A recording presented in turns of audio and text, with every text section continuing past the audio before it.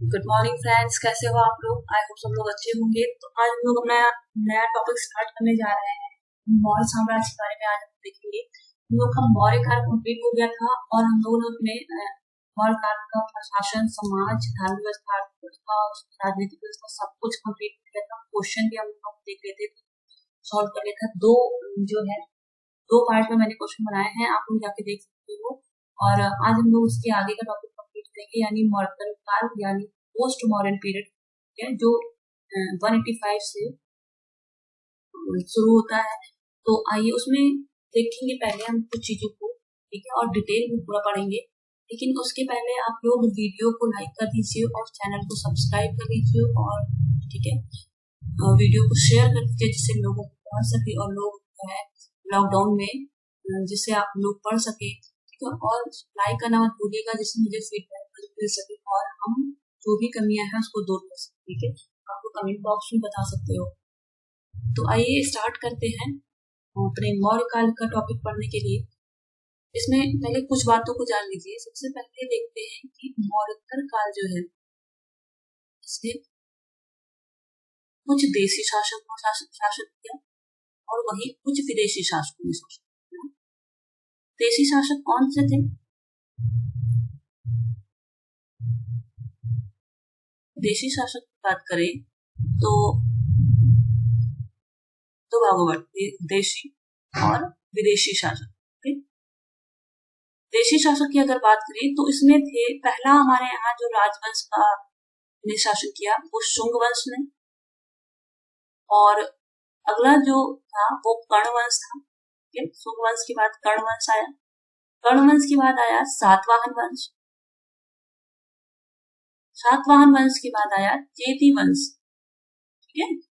और चेदी वंश या इसी को बोलते हैं महामेघवाहन वंश, महामेघवाहन वंश ना। नाम अगर आ जाए को के तो परेशानी होइएगा, यही होता है, सिर्फ दोनों एक ही बात है।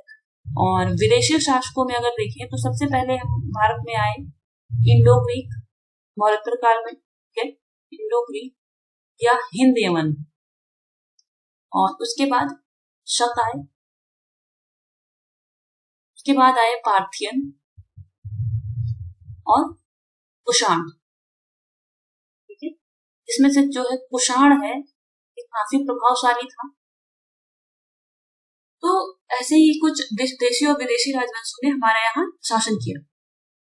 अब आगे देखते हैं, पढ़ना शुरू करते हैं कि मौर्य साम्राज्य का जब पतन हो रहा था तो भारतीय इतिहास की राजनीतिक जो एकता थी वो कुछ समय के लिए विखंडित हो गई थी। कोई भी ऐसा राजवंश नहीं था जो हिंदू कुश से लेके कर्नाटक का जो क्षेत्र है और बंगाल तक, ठीक है, आधिपत्य स्थापित कर सके। दक्षिण में स्थानीय शासक स्वतंत्र हो रहे थे। मौर्य काल का जब अंत हुआ तो कोई अशोक के बाद कोई ऐसा शासक या ऐसा राजा नहीं हो सका जो कि जो है पूरे साम्राज्य को एक सूत्र में बांध कर रख सके, एक सूत्र में पिरो सके, ठीक है।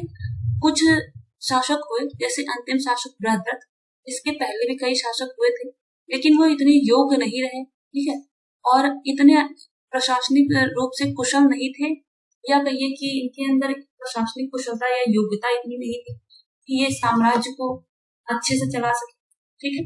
तो जिससे छोटे छोटे जो है क्षेत्रीय राज्य जो है वो स्वयं को स्वतंत्र करने लगे और वो एक पृथक क्षेत्रीय शक्ति के रूप में उभरने लगे, जैसे शाकल, प्रतिष्ठान और विदिशा जैसे क्षेत्र। विदिशा जैसे जो नगर थे ये अपना पृथक अस्तित्व बनाने लगे, ठीक है, क्षेत्रीय। और उसके बाद देखते हैं कि शुंग वंश, शुंग वंश ने कब से शासन किया? अंतिम शासक मौर्य वंश का जो अंतिम शासक था वो बृहद्रथ कब था? 185 ईसा पूर्व। इसी का सेनापति था पुष्यमित्र शुंग, पुष्यमित्र शुंग, है ना। और इसने बृहद्रथ की हत्या कर दी और 184 ईसा पूर्व में शुंग वंश की नींव डाली, जो कि 75 ईसा पूर्व तक चलता रहा। बृहद्रथ की हत्या कर दी थी और शुंग वंश की नींव डाली। तो यहाँ पे देखिए वही बात लिखी है, कुछ साहित्यिक और कुछ पुरातात्विक स्रोत हैं जो कि हमें शुंग के बारे में बताते हैं और शुंग वंश के बारे में काफी सारी जानकारी देते हैं। तो आइए देखते हैं कुछ साहित्यिक स्रोत हैं, जैसे कि पुराण, ठीक है, पुराण में वायु पुराण और मत्स्य पुराण। इससे पता चलता है कि शुंग वंश का संस्थापक जो है पुष्यमित्र शुंग था। अगर बात करें हर्षचरित की, तो हर्षचरित की रचना किसने की है?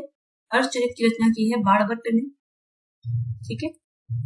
जिसका अंतिम शासक कौन था, ये किस बात से पता चलता है? मौर्य वंश का अंतिम शासक बृहद्रथ था। लेकिन इसके बारे में पता चलता है वो हर्षचरित से पता चलता है।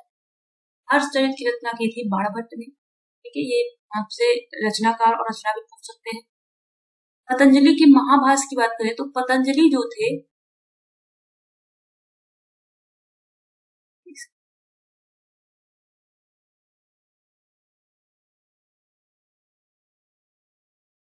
पतंजलि पुष्यमित्र शुंग के पुरोहित थे, ठीक है। किसके पुरोहित थे? पुष्यमित्र शुंग के, है ना। उसके बाद पुष्यमित्र शुंग के जो पुरोहित थे पतंजलि, उन्होंने एक पुस्तक लिखी महाभाष्य, ठीक है। और इस महाभाष्य से यवनों के आक्रमण के बारे में पता चलता है। शुंग वंश के दौरान ही यवन आक्रमण हो रहे थे, ठीक है, प्रारंभ हो गए थे। तो यवनों के बारे में पता चलता है महाभाष्य से। गार्गी संहिता की बात करें तो इसमें भी यवन आक्रमणों का उल्लेख है। कालिदास की एक पुस्तक है मालविकाग्निमित्रम, ठीक है। तो इससे शुंगकालीन राजनीतिक गतिविधियों के बारे में पता चलता है। इस पुस्तक का नाम याद रखिएगा, किसने लिखा? ये कालिदास की पुस्तक है, ठीक है। और कालिदास चंद्रगुप्त द्वितीय के 9 रत्नों में से एक थे, ठीक है। दिव्यावदान की अगर बात करें तो ये पुष्यमित्र शुंग को 84,000 स्तूपों को तोड़ने वाला बताया गया है। तो ये बात किसमें बताई गई है? ये दिव्यावदान में बताई गई है। 84,000 स्तूपों को तोड़ने का मतलब है कि यह बौद्ध धर्म का उत्पीड़क था, ठीक है। अच्छा, बौद्ध धर्म का ये उत्पीड़क था, तो था किस धर्म का? ये ब्राह्मण धर्माई, ब्राह्मण धर्म का अनुयायी था, ठीक है।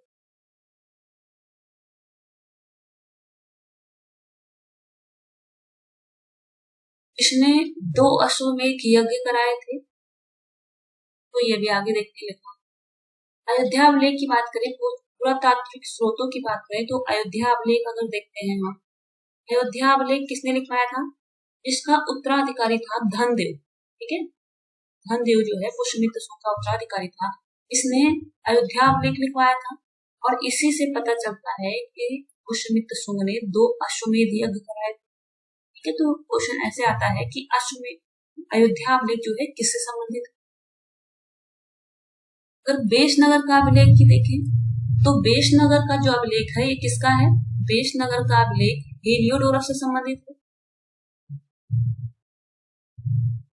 ठीक है। हेलियोडोरस जो गरुड़ स्तंभ के ऊपर बना हुआ है और इससे भागवत धर्म की लोकप्रियता का पता चलता है। भरहुत का लेख की बात करें तो इसमें शुंग काल के बारे में जानकारी मिलती है, भरहुत के अभिलेख से भी। अब आते हैं पुष्यमित्र शुंग के बारे में कुछ देखते हैं। पुष्यमित्र शुंग, यहाँ पे सही कर लीजिएगा, यहाँ पुष्यमित्र होगा। इसका जो अंतिम शासक था, जो मौर्य वंश का अंतिम शासक था, उसका सेनापति था पुष्यमित्र शुंग, यानी बृहद्रथ का सेनापति। पुष्यमित्र शुंग ने 2 अश्वमेध किए थे, जिसे प्राचीन भारत में राजसत्ता का प्रतीक माना जाता था। आगे देखते हैं। पुष्यमित्र शुंग ने मगध साम्राज्य पर अपना अधिकार जमाकर न सिर्फ यवनों के आक्रमण से देश की रक्षा की थी, बल्कि वैदिक धर्म, क्योंकि ब्राह्मण धर्म का अनुयायी था, यानी वैदिक धर्म का अनुयायी था, तो वैदिक धर्म के जो आदर्शों को अशोक के शासनकाल में उपेक्षित हो गए थे, वो पुनः प्रतिष्ठित है। अशोक जो है बौद्ध धर्म का समर्थक था, ठीक है। और यहीं पे आजीवक संप्रदाय और जैन धर्म सब प्रचलित थे, लेकिन ब्राह्मण धर्म का उतना प्रचार प्रसार नहीं हो रहा था। तो जो है अब यहाँ पे पुष्यमित्र शुंग ने वैदिक धर्म का जो है प्रतिष्ठित किया पुनः। आगे देखते हैं। इसीलिए कहा जाता है कि पुष्यमित्र शुंग का जो काल था वो वैदिक पुनर्जागरण का काल था। यहाँ पे स्टार बनाइएगा। यदि शुंग वंशीय राजा ब्राह्मण धर्म के अनुयायी थे, तथापि उनके शासन काल में भरहुत का स्तूप जो है निर्माण और साथी के स्तूप की वेदिकाएं बनवाई गई थी। ये बौद्ध धर्म का उत्पीड़क था, लेकिन साथी के स्तूप की जो वेदिकाएं यानी जो रेलिंग थी और भरहुत का स्तूप, परंतु भरहुत का जो स्तूप, लोग कंफ्यूज रखते हैं कि अच्छा उसमें तो सुन तो बौद्ध धर्म का उत्पीड़क था, तो भरहुत का स्तूप कैसे बनाएगा? ठीक है, तो भरहुत का स्तूप और सांची की जो स्तूप है उसकी ट्रेनिंग यानी वेदिकाएं इसे बनवाई थी, इसी ने बनवाई थी। लगभग 36 वर्ष तक पुष्यमित्र शुंग ने राज किया था और उसकी मृत्यु के बाद जो शुंग वंश का राजा हुआ उसके कौन था वो? अग्निमित्र। ठीक है, इसका उत्तराधिकारी अग्निमित्र। ठीक है, अग्निमित्र जब पुष्यमित्र का शासन था तब ये विदिशा का उपराजा था।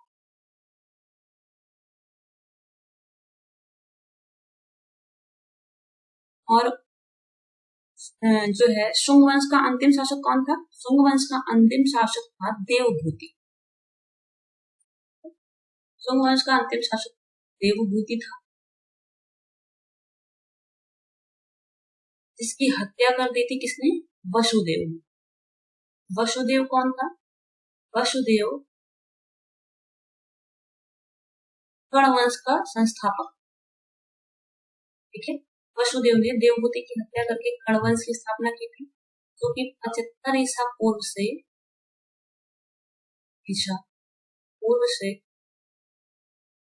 30 ईसा पूर्व तक चला। शुंग वंश का अंतिम राजा देवभूति विलासी प्रवृत्ति का था। अपने शासन के अंतिम दिनों में अपने ही अमात्य के हाथों उसकी हत्या कर दी गई थी। जो वसुदेव था ये इसका अमात्य था। ठीक है, यानी कि अमात्य मतलब ये मंत्री। वसुदेव ने जिस नवीन वंश की स्थापना की वह कर्ण वंश के नाम से जाना जाता है। इसमें केवल 4 ही शासक हुए थे, वसुदेव, भूमिपुत्र, नारायण और सुशर्मा। इन्होंने 300 वर्षों तक 300 ईसा पूर्व तक राज्य किया था। उसके बाद चेदी और सातवाहन वंश की बात करते हैं। तो चेदी और सातवाहन वंश, कर्ण वंश के बाद चेदी और सातवाहन वंश आ जाता है।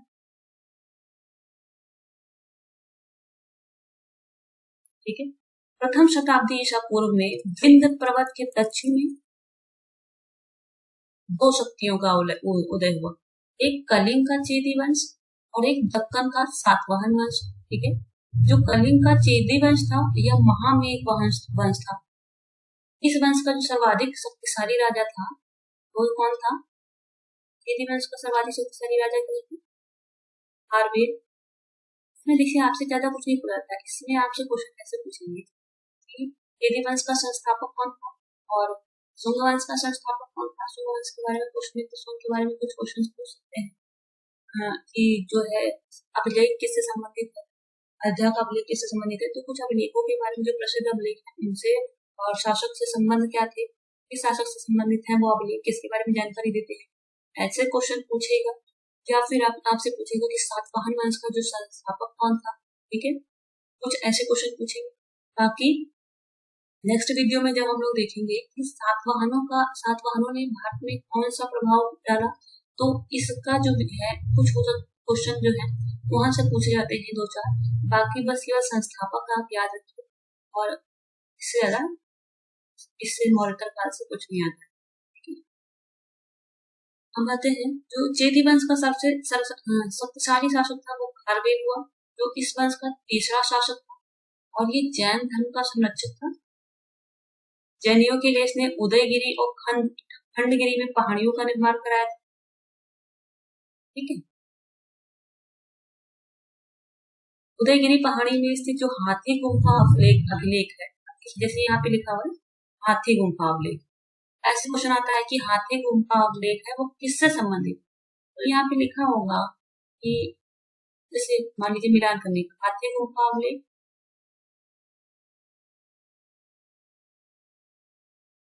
इसके बारे में जानकारी देते हैं तो ये खारवेल के, यानी ये खारवेल से संबंधित है, तो ऐसे क्वेश्चन पूछते हैं। और इस अभिलेख से जनगणना का प्रथम साक्ष्य मिलता है। अगर मान लीजिए ये पीसेस में आता है तो ऐसे क्वेश्चन में आ जाएगा, एसएससी वगैरह में आता है, ठीक है, तो भी ऐसे ही क्वेश्चन आ जाएगा, फिर मिलान करने के लिए आ जाता है, ठीक है। अगर मान लीजिए ये आईएएस में आता है, ऐसे क्वेश्चन देगा कि हाथी गुम्फा अभिलेख, पहला पॉइंट जो हाथी गुम्फा अभिलेख खारवेल से संदर्भित है, से संबंधित है, ठीक है।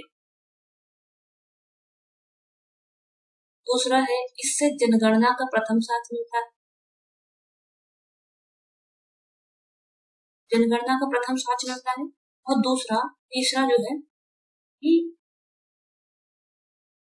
जो है चेदी वंश का प्रसिद्ध महान सम्राट जो राजा था, कौन था, खारवेल, कुछ ऐसा कर लीजिए। आगे ऊपर देखते हैं कुछ और क्वेश्चन बन रहे हैं। हाँ, ये जैन धर्म का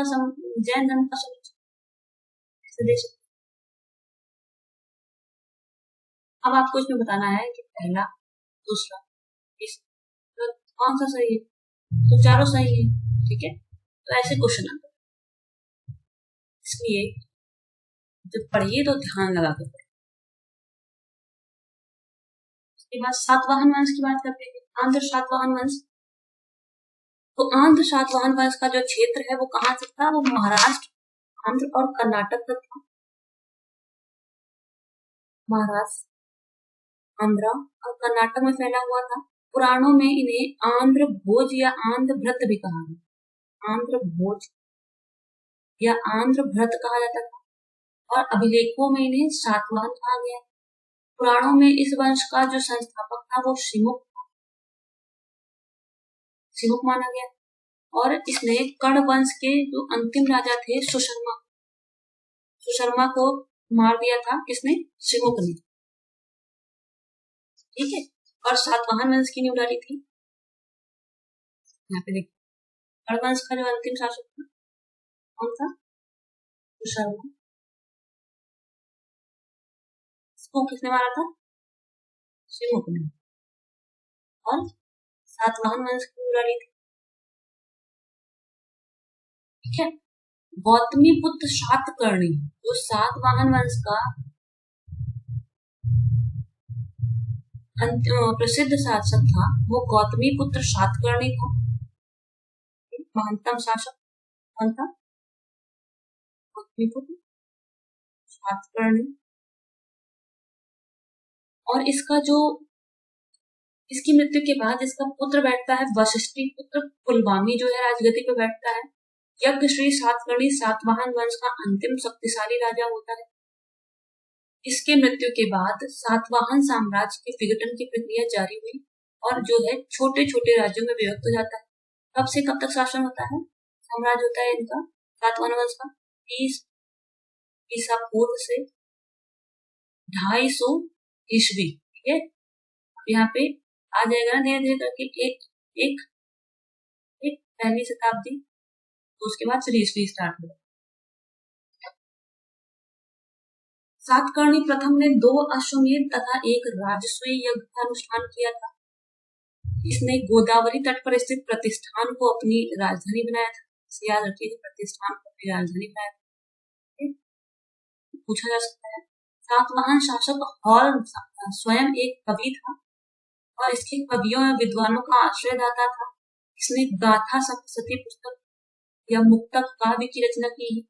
किस भाषा में की है, गाथा सप्तशती प्राकृत भाषा में है, ये आता है क्वेश्चन। रचना किसने की है, हॉल ने, हॉल कौन था, सातवाहन वंश का शासक था और प्राकृत भाषा में की। गौतमी पुत्र सातकर्णी ने वेणकटक स्वामी की उपाधि धारण की। किसने वेणकटक स्वामी की उपाधि किसने धारण की? गौतमी पुत्र सातकर्णी ने। ये क्वेश्चन आता है, ये स्टार लगाइए, सारे इंपॉर्टेंट है। और वेणकटक नामक नगर की भी स्थापना कराई थी। वशिष्ठी पुत्र जो पुलवामी है, ठीक है, वशिष्ठी पुत्र पुलवामी कौन सा है? उत्तराधिकारी है जो इसका उत्तराधिकारी बताइए। और किसका नाम हमने पढ़ा था अभी? वशिष्ठी पुत्र पुलवामी का जो उत्तराधिकारी है वो कौन है?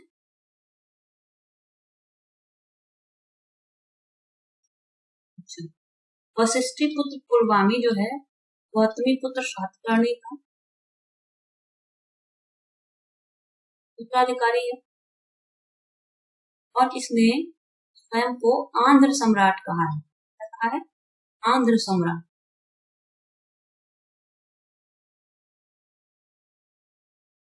पुलवामी को दक्षिणापथेश्वर भी कहते हैं। तो वशिष्ठी पुत्र पुलवामी है, इसको दक्षिणापथेश्वर भी कहा जाता है। ये स्टार भी लगाइए यहाँ पे। आंध्र सम्राट किसको कहा गया है? वशिष्ठी पुत्र पुलवामी। और दक्षिणापथेश्वर ये भी वशिष्ठी पुत्र पुलवामी। पुराणों में इसका जो नाम है वो पुलोमा मिलता है। ब्राह्मणों को भूमिदान और जागीर देने वाला प्रथम शासक कौन थे? ब्राह्मणों को भूमिदान की जो प्रथा प्रारंभ की थी और या जागीर देने की जो प्रथा प्रारंभ की वो सातवाहनों ने प्रारंभ की। ये बहुत इंपॉर्टेंट क्वेश्चन है कि तो इन्होंने जो अधिकतर भूमि है वो बौद्ध भिक्षुओं को ही दिया था। किसको दिया था? बौद्ध भिक्षुओं को दिया था। आगे देखते हैं। भणौज था। भणौज सातवाहन वंश का प्रमुख बंदरगाह था या व्यापारिक केंद्र था। सातवाहन काल में व्यापार व्यवसाय में चांदी और तांबे के सिक्के का प्रयोग होता था, जिन्हें काशार्पण कहते थे। तांबे और सिक्के का प्रयोग होता था जिन्हें काशार्पण कहते थे। ये याद कहते थे काशार्पण। सातवाहन काल में निर्मित दक्कन की सभी गुफाएं बौद्ध धर्म से संबंधित। सातवाहन राजाओं के जो नाम है ये मात्र प्रधान है, लेकिन जो राज सिंहासन का उत्तराधिकारी पुत्र ही होता था। मात्र प्रधान है इनके जो राजाओं के नाम, लेकिन राज सिंहासन का जो उत्तराधिकारी होता था वो कौन होता था? पुत्र होता था। सामंतवाद का जो प्रथम लक्षण है वो सातवाहन काल में ही देखने को मिलता है। यहाँ से सामंती लक्षण देखने को मिलने लगे थे। आगे देखते हैं। तो इनकी भाषा थी वो कौन सी थी? भाषा इनकी प्राकृत थी और लिपि कौन सी थी? ब्राह्मी लिपि थी। प्राकृत भाषा थी और ब्राह्मी लिपि। गौतमी पुत्र सातकर्णी ने स्वयं को बलराम और संकर्षण का रूप स्वीकार किया। ये लोग अपनी तुलना देवताओं से करने लगे थे।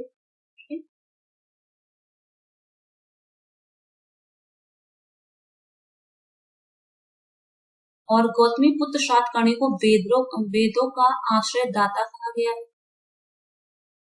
ध्यान रखिएगा, वेदों का आश्रय दाता किसको कहा गया है? गौतमी पुत्र सातकर्णी को। लिखते हैं हिंद या बैक्टीरिया यूनानी। ठीक है, अब ये विदेशी जो शासक थे उनके बारे में देखते हैं। यहाँ से स्टार्ट हो जाता है विदेशी।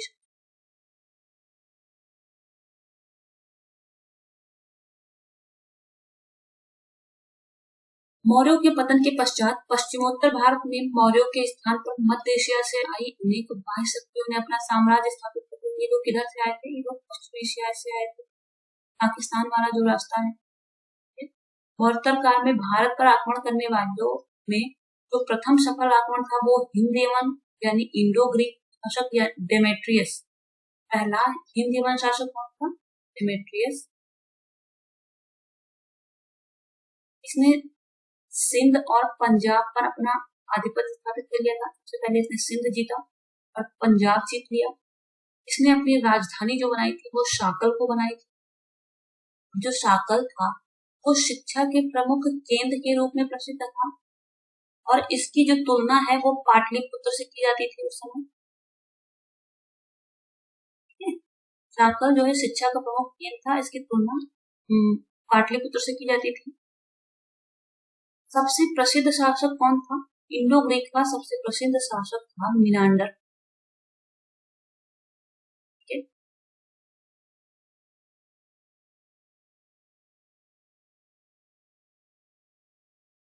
ये कौन था? ये जो है डेमेट्रियस का सेनापति था। इसने अपनी राजधानी शाक्रो को इसने भी अपनी राजधानी बनाई थी। इसी को सियालकोट कहते थे। भारत में हिंद यवन शासकों ने सबसे पहले लेख युक्त सिक्के चलाए। हिंद यवन ने ही लेख युक्त सिक्के चलाने का प्रारंभ किया था। उसके बाद सब शासकों के बारे में देखते हैं।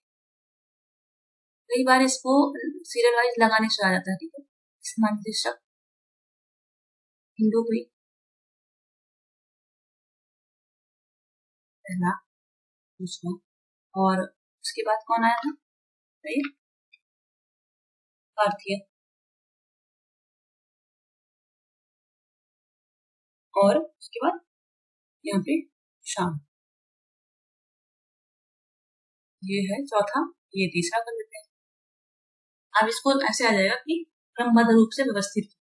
तो सबसे पहले इंडो ग्रीक हो जाएगा, फिर शक हो जाएगा, पार्थियन है, तो देखते हैं शक शासक के बारे में। शक मूलतः मध्य एशिया की हानाबदोश तथा बर्बर जाति 165 ईसा पूर्व में। अभी देखिए, आप सोच रहे हैं कि यहाँ कितना कैसे आ गया ईसा? अभी तो हम लोग पढ़ चुके थे, ईसा पूर्व समाप्त हो चुका था। लेकिन नहीं, जब सातवाहन शासकों का शासन चल रहा था, या जो है कर्ण वंश का शासन चल रहा था, इसी बीच में ये लोग आक्रमण कर रहे थे। बाहरी विदेशी शासक थे, ये इसी बीच में आए थे। तो ये कब आए थे? 165 ईसा पूर्व में। ये लोग हानाबदोश बर्बर जाति थी मध्य एशिया की, तो इनको मध्य एशिया से भगा दिया गया था। वहां से जब ये भगाए गए, तो ये सबसे पहले सिंध में आकर बस गए, और भारत में इन्होंने अपने को, ये लोग क्या कहते थे? क्षत्रप कहते थे। कुछ कई बार आता है, क्योंकि जो शक्ति का केंद्र था वो सिंध था। इन्होंने अपने आप को सिंध तक सीमित कर लिया था। वहां से ये पंजाब और सौराष्ट्र वगैरह में फैल गए। इनकी 5 शाखाएं थी। शक शासक थे, इनकी 5 शाखाएं थी। कौन सी? लेकिन भारत में सिर्फ 2 ही जो है व्यवस्थित हो सके थे। एक जो थी वो उत्तरी क्षेत्र, जो पंजाब में, कौन सी? भारत में 2 व्यवस्थित हुई थी। कौन सी?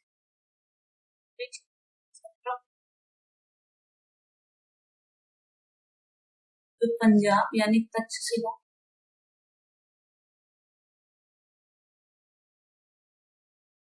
और मथुरा में थे। दूसरा जो पश्चिमी क्षत्रप थे,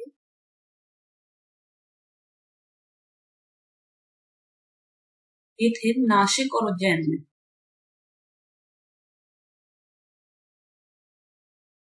ये लोग अधिक प्रसिद्ध थे। सबसे ज्यादा जो प्रसिद्धि इन्हीं को मिली थी, पश्चिमी क्षत्रप। उज्जैन का जो शक क्षत्रप था वो कौन था? रुद्रदामन। इसके बारे में हम लोगों ने पढ़ा है। ठीक है, इसने 130 से 150 ईस्वी तक शासन किया। रुद्रदामन ने सुदर्शन झील का पुनर्निर्माण करवाया था। ये क्वेश्चन बहुत पूछा जाता है।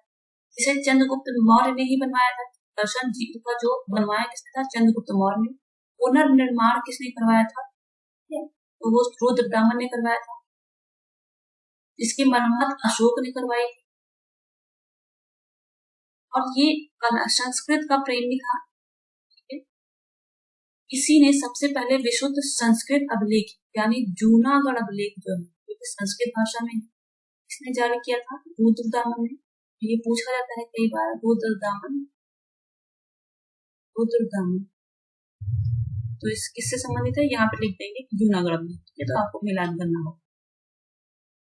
पहले इस क्षेत्र में जो भी अभिलेख पाए गए वो प्राकृत भाषा में थे। इस वंश का जो अंतिम राजा था वो रुद्र सिंह तृतीय था, और गुप्त शासक चंद्रगुप्त विक्रमादित्य ने उसे मारकर उसका राज्य गुप्त साम्राज्य में मिला लिया। नेक्स्ट आता है तीसरा जो है, ये पहलो वंश या पार्थियन साम्राज्य। तो उत्तर पश्चिम भारत पर ईसा पूर्व की पहली सदी के अंत में पार्थियन नाम के कुछ शासक शासन कर रहे थे, जिन्हें भारतीय स्रोतों में पहलो नाम से जाना जाता है, और पहलो राज का जो अंत कुषाणों ने किया था। तो आपको यहाँ पे देखना है कि जो विदेशी शासक है, इसमें जो कुषाण थे, कुषाण बहुत महत्वपूर्ण है। आपको सबसे ज्यादा किसके पढ़ना है? कुषाणों के बारे में, और कुषाणों के बारे में पढ़ना है। और दूसरा है जो जो है रुद्रदामन के बारे में हमें कुछ चीजें देखनी है, और बाकी इतना इम्पोर्टेंट नहीं है इस चैप्टर से, इस टॉपिक से। कुषाणों के बारे में हम लोग डिटेल से देखेंगे। कुषाण शासक जो है वो उत्तरकालीन विदेशी आक्रमणकारियों में कुषाण वंश सबसे महत्वपूर्ण है। पल्लवों के बाद भारतीय क्षेत्र में कुषाण आए, जिन्हें यूची या तोखरी भी कहा जाता है। तो ये पूछा जाता है कि यूची और तोखरी किससे संबंधित? तो ये कुषाणों से संबंधित है। कुषाणों ने सबसे पहले बैक्टीरिया और उत्तरी अफगानिस्तान अपना शासन स्थापित किया। आप सोच रहे हो यहाँ जगह क्यों छूट जाती है? ये जब इसको मैटर बनाना होता है तो बीच में ये पेज की जो डिस्टर्बेंस होती है, और वहाँ पे ये फॉन्ट को बड़ा करना होता है, इसकी वजह से इतनी जगह छूट जाती है। इसको हम लोग माइंड में करिएगा।